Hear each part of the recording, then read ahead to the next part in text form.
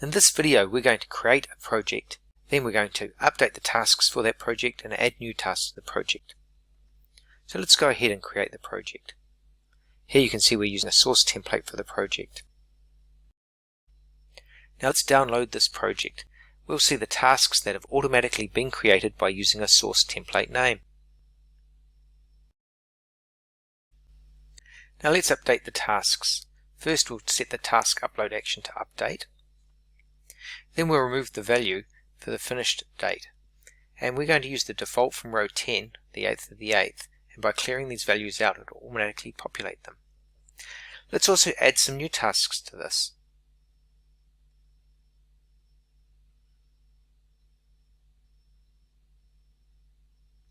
And we set this mode to create.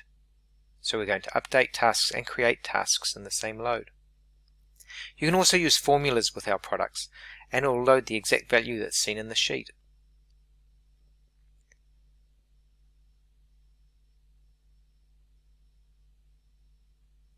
So this will load the data into Oracle. If we move across to the left, we'll see our results. Now let's download our project and check to make sure that the changes have actually taken place. We'll see our updated tasks and our created tasks as well.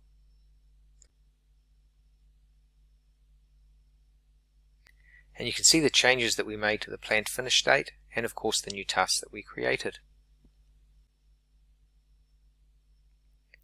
Now let's take that same project again and we'll create a task and we'll also update a task, but this time we'll use the user forms. So first let's download the project information and we'll use the data form. Using the data form allows you to use lists of values, etc.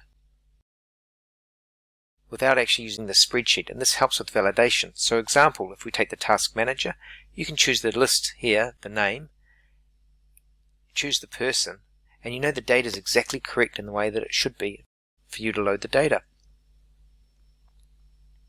We could also use the form to do a create here. We set our task upload action to create, and we simply put in our task number and task name, and again we can add a task manager if we wish. There's also additional fields further down,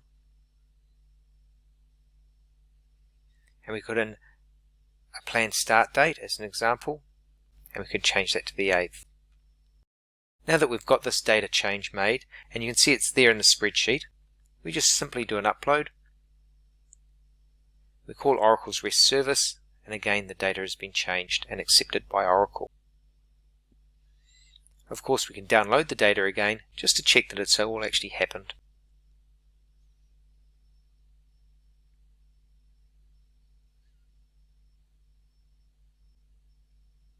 And as you can see, the change has been made to add Aaron Scott as the task manager, and we have the new task at the bottom.